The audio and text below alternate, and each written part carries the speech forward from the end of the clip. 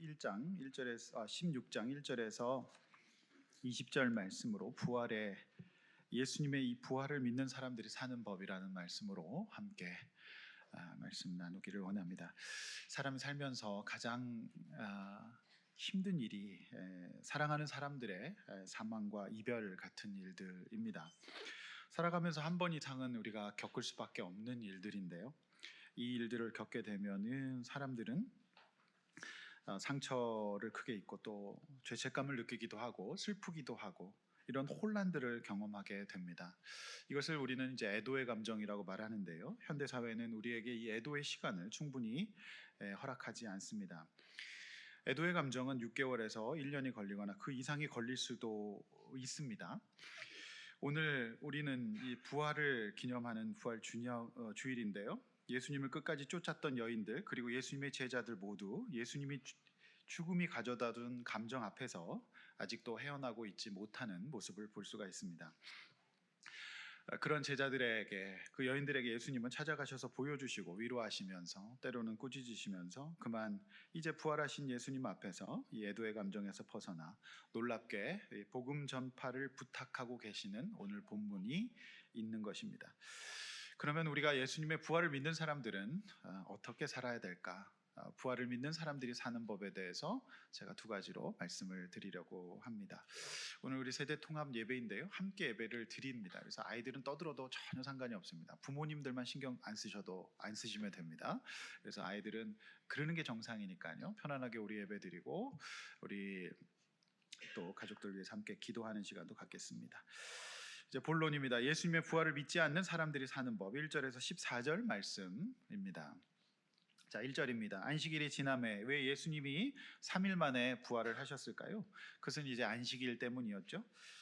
예수님은 죽음 앞에서도 부활을 앞두고 계셨기 때문에 예수님은 진정한 안식을 또 하실 수가 있으셨습니다.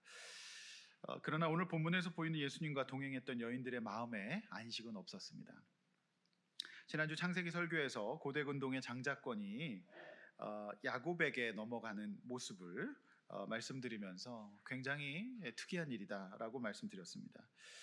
당시로서는 파격적인 일인데요. 마찬가지로 2000년 전에 유대 땅의 여성들은 법정의 증인으로도 세울 수 없었던 그런 상황이었음에도 불구하고 예수 부활의 첫 증인은 여성들이 되고 있습니다. 인간의 이성과 상식 안에서 신앙생활할 때 예수님 부활의 능력은 우리에게 들어올 수가 없는 것이죠. 왜 예수님께서 여성들에게 먼저 보이셨을까? 이것이 오늘 또 저와 여러분들에게 주시는 이제 부활의 또 메시지이기도 합니다. 그런가 하면 이제 본문에서 우리는 여성의 놀라운 현실 감각을 보게 됩니다. 자, 1절 하반절에서 막달라 마리아와 야고보의 어머니 마리아와 살로메가 향품을 미리 사둡니다. 예수님의 시신 부패 지연과 방지를 위한 향품을 발라드릴 시간이 없었던 것이죠. 그거를 미리 사둡니다. 그러나 이제 남성인 제자들은 지금 아무 생각이 없습니다. 2절 매우 일찍 해돋을 때 무덤으로 나갑니다. 그들의 부지런은 대단했는데 여기서 이 부지런은 믿음의 부지런이 아니었고 여성의 현실 감각의 부지런함이었습니다. 3절 문제는 그 현실 감각도 어떻게 할 수 없는 문제가 있었습니다. 그것은 무덤에 큰 돌이 막혀 있을 것이라는 생각이었습니다. 여기서 이제 문제가 생기죠. 현실 감각은 필요합니다. 생활을 해야 되기 때문에 그렇죠? 그러나 부지런과 또 현실 감각만으로는 해결할 수 없는 문제가 인생에는 반드시 생기기 마련입니다. 그런데 웬일입니까? 4절 심히 큰 돌이 이미 굴려져 있습니다. 자, 5절 6절 들어가 보니 흰 옷을 입은 한 청년이 있는데 그 청년은 하나님의 종인 천사였고 예수 부활의 소식을 전하고 있습니다.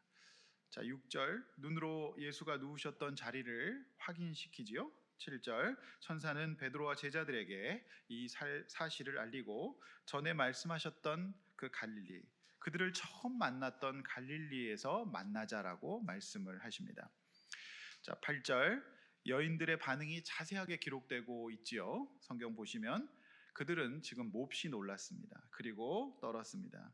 그리고 도망하며 무서워하며 아무 말도 하지 못했다는 것을 알 수가 있지요. 이것은 그들이 지금 극한 스트레스를 받는 전형적인 상태로 볼 수가 있습니다. 인간이 이제 스트레스를 받으면 우리 뇌에서 이제 코티솔이라고 하는 물질이 나오는데요. 이러면 이제 편도체가 활성화되면서 이성적인 생각을 할 수 있는 전두엽의 기능을 멈추게 됩니다.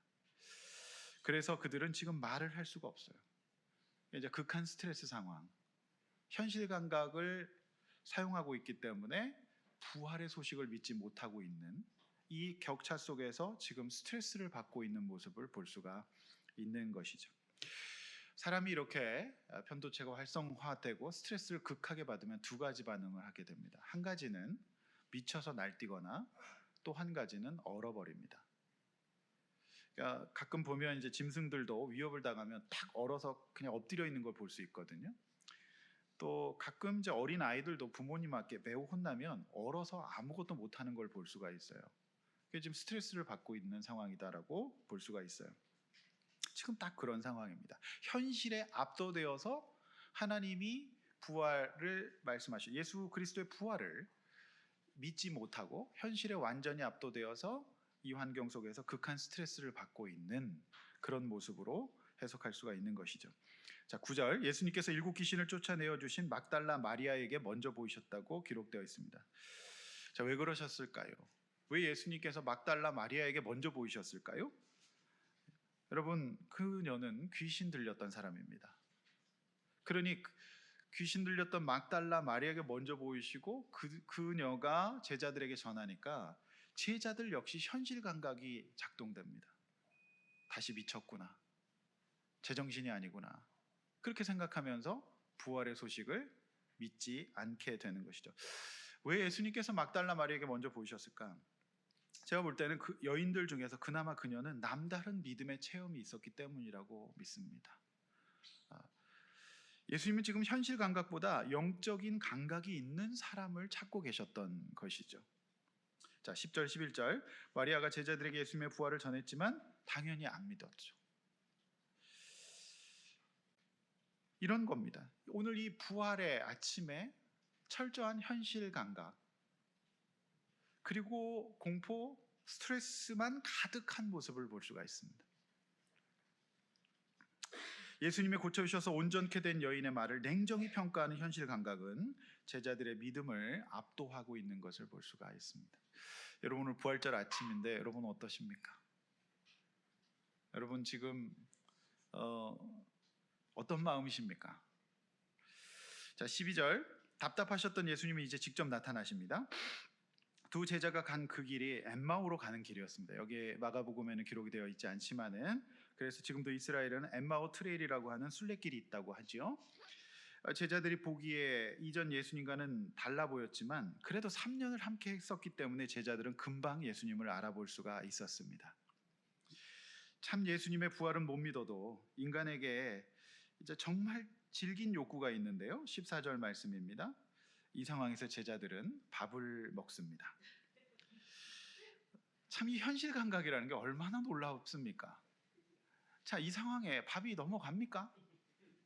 근데 분명히 이들은 안 믿고 있는데요. 13절에 제자들에게 알렸지만 여전히 믿지 않았다고 했는데 밥은 먹어야죠. 그래서 또 밥은 먹는 겁니다. 밥만 잘 먹는다는 노래도 있잖아요. 자, 마가복음이 왜 이런 모습을 기록하고 있을까요? 그들은 지금 여전히 믿음이 아니라 현실에 충실하고 있다는 것을 알 수가 있어요. 예수님이 돌아가셨으니까 이제 상황은 끝났다. 지독하게 현실에 충실한 삶을 살아가고 있는 모습이에요. 그런 말씀드렸지만 그 현실에 충실한 삶은 큰 돌 앞에서 좌초되게 됩니다. 여러분 현실 감각이 필요합니다. 그러나 믿음이 앞서야 합니다. 그것이 오늘 저와 여러분의 이 부활절을 맞이하는 자세라고 생각해요. 예수님께서 그토록 말씀하셨던 예수님의 부활을 믿지 않는 그들의 믿음 없는 것과 마음이 완악한 것을 꾸짖으시죠. 그래서 여러분 이 치료의 과정에서는 직면이라는 것이 있습니다. 물론 신뢰의 과정이 형성되지 않은 상황에서 직면하면 많은 사람들이 상처를 받고 안 받아들이거든요. 그런데 성장을 위해서 반드시 필요한 과정이 꾸짖음이에요. 이 과정을 통과해야 됩니다. 직면이 필요한 겁니다. 예수님께서 보여주시고 위로하시고 하시면서 이렇게 꾸짖어 주시는 상황인 것이죠. 여러분, 나를 꾸짖어 주는 성숙한 사람의 말을 어떻게 받아들이느냐에 따라서 여러분의 성장은 달려 있습니다. 이 꾸짖음은 받아 마땅한 꾸짖음인 것이죠. 사랑하는 성도 여러분, 이 문단의 핵심은 이거예요. 여인들의 놀라운 현실 감각, 제자들의 현실 감각 모두 필요합니다. 그러나 우리가 부활을 믿는 우리가 요 현실 감각 안에서만 살아갈 때 반드시 그 현실에 압도되어서 극한 스트레스를 받고 삶이 무너지게 됩니다. 여러분, 이 세상의 현실 속에서 죽음보다 더 큰 현실이 어디 있겠습니까? 죽음보다 큰 현실은 없어요. 그런데 우리는 오늘 이 부활 주일에 예배를 드리고 있습니다.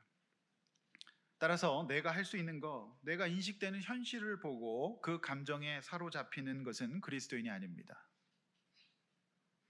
죽을 것 같고 못 살 것 같고 무섭고 내 인생을 헛되이 보낸 것 같고 아무 말도 할 수 없는 현실 속에서 우리는 이 부활주의를 어떻게 맞이해야 될까요? 그 속에서 현실의 공포와 애도의 감정에서 벗어나지 못하는 것이 아니라 오늘 이 말씀 붙잡고 이제라도 중심을 잡아야 합니다. 우리의 믿음 없음과 완악함을 회개하고 오늘 이 말씀으로 꾸짖음 받아 하나님 앞에서 다시 일어나야 합니다. 성도 여러분, 오늘날 우리 현실은 제자들과 여인들의 현실과 다르지 않다고 보여지고 우리 아들남 성도들의 삶의 현실 속에서 부활의 신앙이 작동하기 어려울 지경이란 걸 제가 잘 알고 있습니다. 여러분의 마음이, 여러분의 생각이 어떠실지 알고 있습니다. 그것은 부활을 믿지 않는 사람의 마음이에요. 부활을 믿고 있지 않는 사람들의 행동입니다. 우리 그렇게 살지 않기를 원합니다. 여전히 현실은 우리에게 강력하고 참혹하고 큰 영향을 미칠지라도 오늘 여인과 제자들처럼 살아가면서 스트레스를 받고 주저앉아서 그저 식사하는 일, 먹고 사는 일에 열중하고 살 것이 아니라 오늘 우리는 부활을 믿는 믿음의 신앙인이 될 수 있기를 주 이름으로 축원합니다. 여러분 부활절 예배 드리신 여러분의 표정은 마치 여인들과 제자들의 표정과 살짝 유사한 생각이 좀 드네요. 네, 옆에 있는 분들 얼굴 한번 보세요. 얼굴이 어떠신가요? 지금 예수님 돌아가셨나요? 부활하셨나요?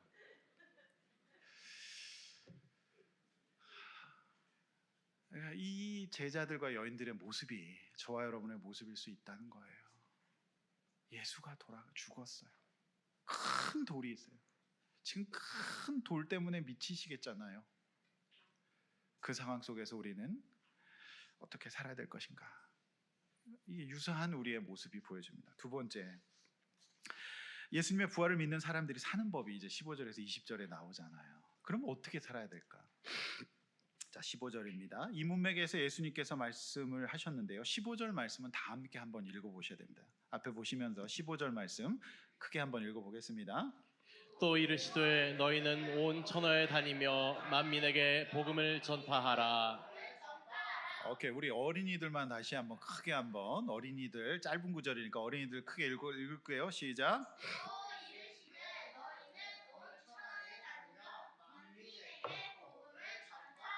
아멘. 네. 자, 보십시오. 이거는 이제 목사님이 하신 말씀이 아니라 예수께서 하신 말씀이에요. 이 상황 속에서 지금 죽음에 압도되어서 죽을 것 같은 현실 속에서 아무것도 못하고 아무 말도 못하고 엎드려 있는 마치 어머니에게 막 혼나가지고 벌벌 떨고 있어 아무 말도 얼어버린 아이 같은 이들에게 예수님께서 하신 말씀이 바로 이겁니다. 너무 놀랍지 않나요? 저는 올해 부활절에 이 말씀이 굉장히 새롭게 이제 다가옵니다. 제가 가난한 신학생 시절에 등록금을 벌기 위해서 주경야독하면서 아르바이트했던 출판사가 있습니다. 그게 이제 한국기독학생의 출판부 IBP라는 곳이었는데요. 이곳에서 저는 그 유명한 존 스토트 알리스터 맥거라스트, 톰 나이트, 송인교와 같은 좋은 저자들을 만날 수 있었어요. 직접 뵙기도 했습니다. 그 책들을 이렇게 편집 과정에 이렇게 하면서 뵐 수 있었고, 굉장히 공부 많이 하시고 지성인이었던 그 외국인들도 있었는데 이 헌신하시는 이런 간사들의 삶을 제가 지켜볼 수가 있었습니다.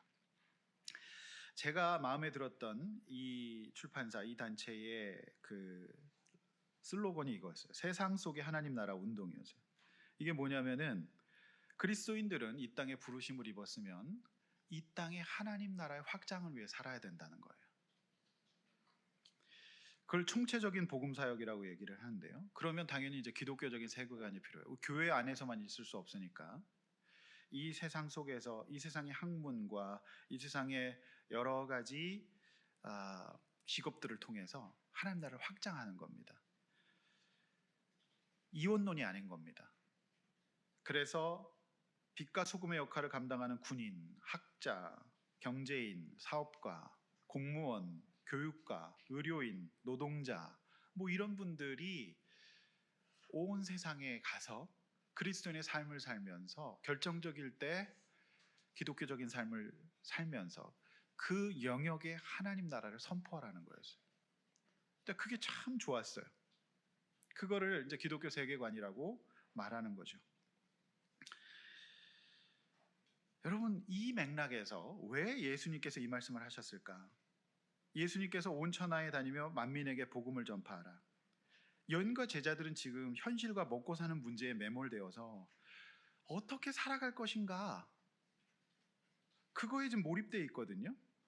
그러나 오늘 예수님은 그들에게 예수 부활의 소식을 알리면서 예수님의 제자라고 한다면 우리가 살아가는 목적이 예수님의 부활을 증거하고 16절 세례를 주고 17절 아픈 사람을 치료하고 18절 기적을 체험하며 살아가는 것이 그리스도인의 삶이라고 말씀하고 계시는 거예요. 다시 말해서 예수님의 부활을 믿는 그리스도인들은 본업이 복음 전파와 치료와 이 세상 속에서 하나님 나라를 선포하는 거예요. 그게 본업이에요. 그게 본업인데 부업이 본업이 된 거죠. 여러분, 우리의 이 땅에서의 직업과 우리의 삶의 여러 가지 현실은 어쩌면 부업일 수 있어요. 그러나 오늘 여인들과 제자들은 지독하게 현실적이잖아요. 이 땅에 예수님께서 말씀하시는 그 이 땅의 우리의 현실 직업은 그것을 이루는 도구로 사용하라고 말씀하고 계신 겁니다. 여러분, 그렇게 살면 굶어 죽을까요? 죽을까요? 다칠까요? 위험할까요? 아니라는 말씀이에요, 오늘 말씀이. 여러분, 저는 예수 믿기 전에 프로야구 선수가 되는 게 꿈이었어요. 그리고 운동을 접고 나서는 사업가가 되는 게 꿈이었습니다. 예수가 없으니까 당연하죠. 그게 전부였으니까요.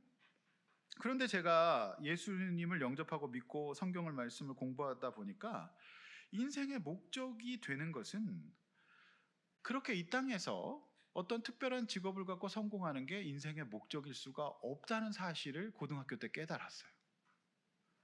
그전에는 예수 믿기 전에는 그게 제 꿈이었어요. 그게 인생의 목적이었어요. 현실밖에 없었던 거죠.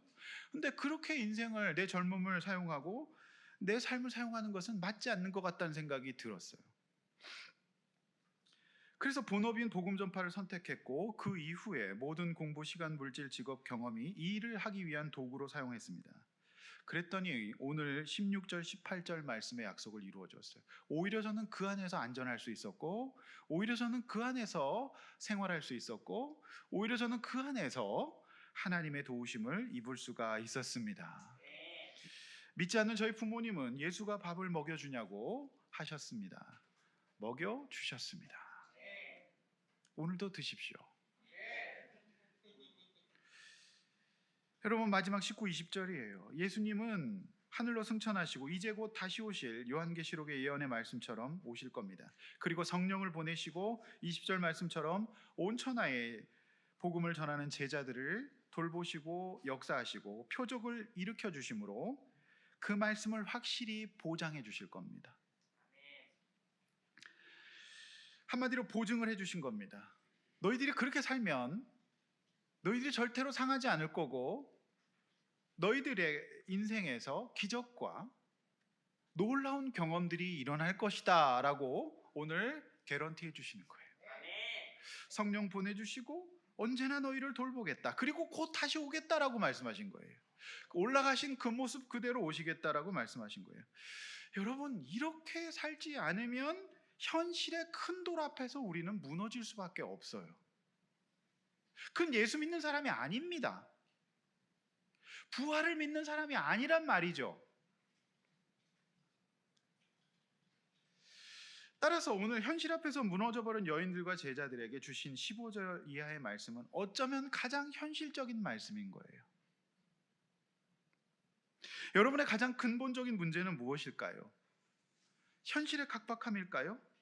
아니면 믿음이 없어서 내가 예수 믿는 사람의 본질을 깨닫지 못하고 이 땅에서의 현실 문제와 부업에 푹 빠져서 본업인 하나님 나라의 전파와 세상을 치료하고 그리스도 나라를 선포하는 것을 잃어버려서 오늘 부활을 경험하지 못하고 현실 앞에 깔려서 지금 극한 스트레스 가운데에서 도대체 믿음이 발생하지 않는 상황은 아니냐는 말씀입니다.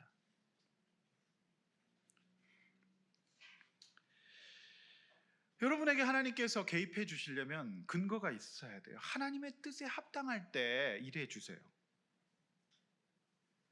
여러분, 아무리 복음 전파와 그리스도인의 본질인 세상 속에 나아가 하나님 나라를 전파하고 쓰임받는 그 목적을 없이 여러분의 건강과 여러분의 부흥과 여러분의 경제를 위해서 기도하시면 응답 안 하십니다. 오히려 그거는 흩어져야 될 일들이라고 주님은 보시는 거예요. 여러분, 교회를 나오십니다. 예수를 믿으십니다. 여러분, 인생의 목적은 뭐였습니까?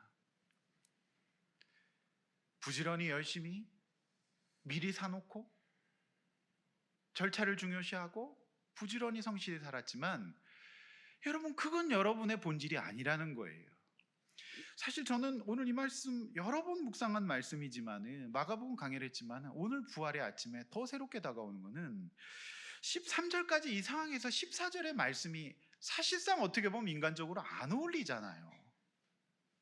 멘탈이 나간 상황이고 죽음 앞에서 넘어지고 있는 사람들인데 여기서 이 말씀을 하신다는 것은 제가 볼 때는 전 13절까지의 문맥과 연결이 돼 있고 가장 근본적이고 현실적인 예수님의 처방이라는 말씀인 거예요. 성도 여러분, 여러분 지금 여러 가지 어려움과 또 힘드신 슬픈 일들 가운데 계실지도 몰라요. 그러나 그건 그리스도의 본질이 아니에요. 저는 예수 믿기 중3 때까지 그렇게 생각했어요. 나는 멋있는 프로야구 선수가 될 거야. 그거 그만두고는 성공한 삼촌처럼 멋진 사업가가 될 거야. 그런데 그게 본업이 아니라는 것을 우리 수유리 장로교회 내 모교회 선생님에게 매일 일주일에 한 번씩 만나서 공부하고 선생님이 기도를 받으면서 양육받으면서 깨달았어요. 그건 인생의 목적이 아니었어요. 그렇게 살았더니 부족한 저를 통해서 표적이 일어나고 사람들의 말이 바뀌고 세례를 받는 사람들이 생기더란 말이죠. 이게 부활을 믿는 사람들이에요. 여러분, 인생의 목적은 뭐였습니까? 내가 이 땅에 살아가는 이유가 복음을 전하고 다른 사람들을 섬기고 치료하고 이 땅에 하나님 나라를 확장하는 것이 본업이 되지 않으면 여러분이 그토록 원하는 현실이 채워지지 않는다는 얘기입니다. 오늘 그런 근본적인 질문을 우리 주님께서 하고 계세요. 여러분, 어려서부터 교회 다니시고 지금도 예배 드리시고 목장하시고 하시는데 여러분 인생의 목적은 무엇입니까? 여러분 무엇 때문에 사셨습니까? 부업에 충실하셨습니까? 본업에 충실하셨습니까? 이것이 오늘 부활을 믿는 사람들이 사는 방법이라는 것이에요. 지난 금요일 오랜만에 우리 금요 기도 집회를 열었습니다. 이때 바로 이거를 장전도사님이 말씀하신 거예요. 마가복음은 성전이 테마입니다.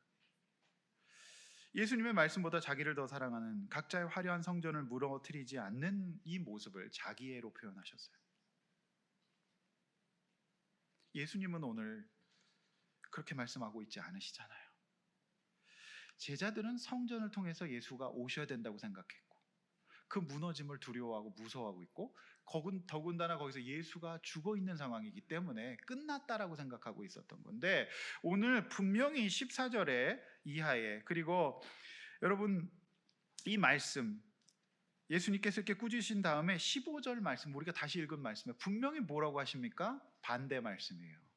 흩어져서 복음을 전하라고 말씀하시잖아요. 성전이 무너질 것이라고 말씀하신 겁니다. 흩어지라고 하는데 안 흩어지는 겁니다. 어쩌면 나만의 세계 속에 있는 것이 자기애일 수 있지. 성도 여러분,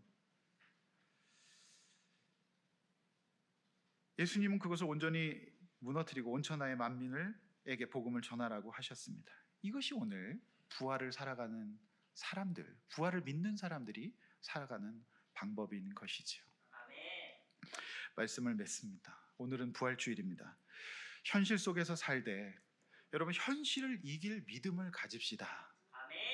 현실이 우리를 압도할 때에 하나님, 내가 이 현실 속에서 뭘 해야 되는 사람인지를 기억하십시오. 그것이 여러분의 인생에 기적이 일어나는 방법이에요. 그거를 끝까지 놓지 않으면 결국 돌 위에 돌 하나도 남지 않고 무너질 겁니다. 그래서 다시 시작하게 될 겁니다. 그러나 바로 지금 이 순간, 아직까지 돌 위에 돌이 있는 순간에 내가 정신을 차리고 내가 예수 그리스도 앞에 부활의 신앙을 갖고 바른 믿음을 갖고 산다면 그걸 통해서 하나님은 일하실 겁니다. 그리스도인은 이처럼 사명으로 살아야 합니다. 이것이 부활절에 주시는 메시지예요. 현실이 우리 인생의 목적이 아니라 복음 전파하고 이 세상 사람들을 고치고 회복시키고 나아가 주신 은사와 직업을 통해서 세상 속에 하나님의 나라를 세우고, 내가 굴릴 수 없는 엄청나게 큰 돌이 굴려지는 은혜가 있기를 원합니다.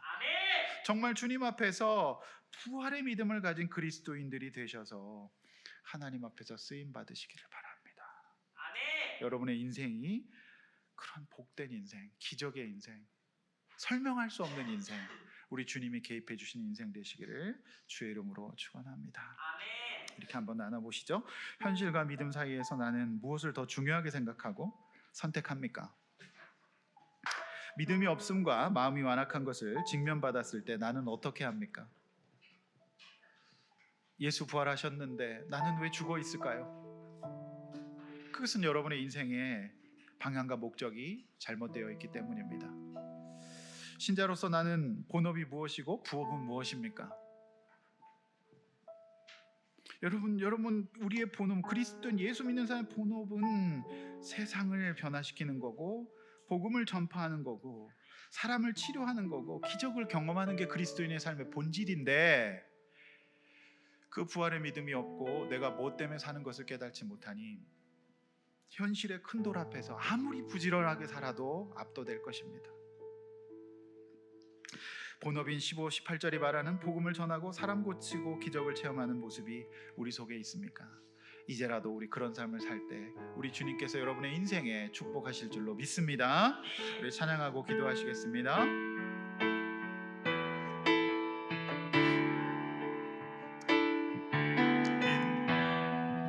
위대하신 주 찬양합니다. 빛나는 왕의 왕, 영광의 주님, 온 땅 기뻐하라, 온 땅 기뻐하라.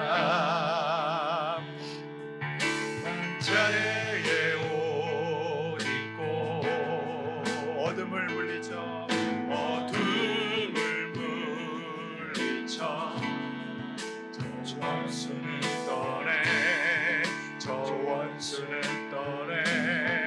위대하신 주, 위대하신 주, 찬양의 위대하신 모두 알게 알게 될 것입니다. 알게 되리라.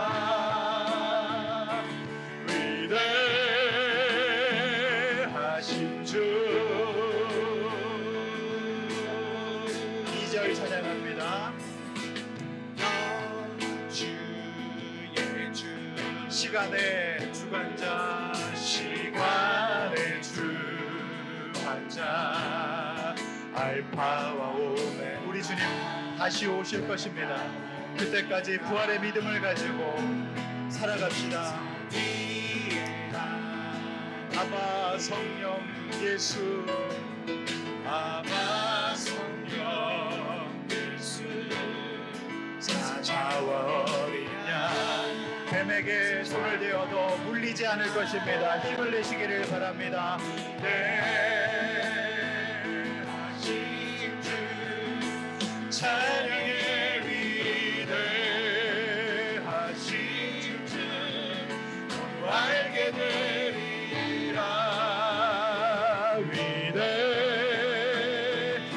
위대하신 주, 모든 이름 위에 뛰어나신, 모든 이름 위에 뛰어나신 이름, 다 찬양의 위대하신 주. 한 번 더 찬양하겠습니다. 모든 이름 위에 뛰어나신 부활의 예수님을 찬양합니다.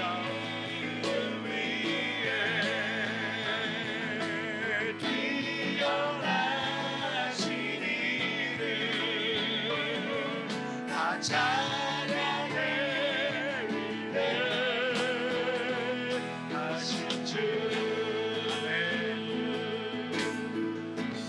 이 시간에 함께 한번 기도하시겠습니다. 여러분, 우리 예수 믿는, 부활을 믿는, 다른 종교에는 없는 죽음을 이긴 예수 그리스도를 믿는 사람들인데요, 오늘 교회 다니는 크리스찬들이 왜 마음이 이렇게 어려울까요? 그것은 우리가 오늘 이 예수님의 말씀을 깨닫고 듣지 못했기 때문입니다. 여러분, 현실에 몰입되면 얼어버릴 겁니다. 죽을 것 같을 거고요, 아무 말도 못하고 화만 날 거고, 분하고 억울하고 애도의 감정이 우리를 휘몰아칠 겁니다. 여러분, 우리는 그렇게 사는 사람은 아닙니다. 여러분, 한번 이 시간에 먼저 우리가 회개해야 돼요. 여러분, 예수 믿는 사람이고 오늘 성찬을 받은 사람인데 여러분 안에 뭐가 살고 있습니까? 현실만 살고 있지 않습니까? 나에게 주신 물질과 시간과 건강을 통해서 여러분이 하나님 나라를 위해서 무엇을 하셨습니까? 여러분, 그렇게 살지 않기 때문에 우리 인생에 기적이 일어나지 않는 거고요, 뱀을 잡아도 물리지 않는 역사가 안 일어나는 겁니다. 여러분, 그걸 주님 약속하셨어요. 여러분, 성전이 무너지지 않으면 예수 그리스도가 오실 수가 없어요. 그래 기독교인들이 오히려 세상에 지탄받는 세상이 되었어요. 그 예수 믿는 거 아닙니다. 부활을 믿는 사람 그렇게 살아서는 안 돼요. 하나님, 내 신앙이 부활되게 하여 주시옵소서. 압도되지 아니하고 두려워 떨지 않게 하여 주시고, 부활을 믿고 아버지 하나님, 이제 내 인생을 주님 앞에서 복음을 전파하고 사람들을 치유하고 기적을 경험하는 인생이 되기를 원합니다. 여러분, 믿음을 갖게 해달라고, 내 인생의 본업인 그리스도인이 되게 해달라고, 이 세상을 현실적으로 살아가면서도 믿음을 갖게 해달라고, 여러분 오늘 이 부활절에 내 신앙 살아나게 해달라고, 내 현실을 해석하고 주님의 부활을 믿고 일어나 복음을 전파하고 믿음 생활 제대로 하게 해달라고 주 한번 외쳐 기도하겠습니다.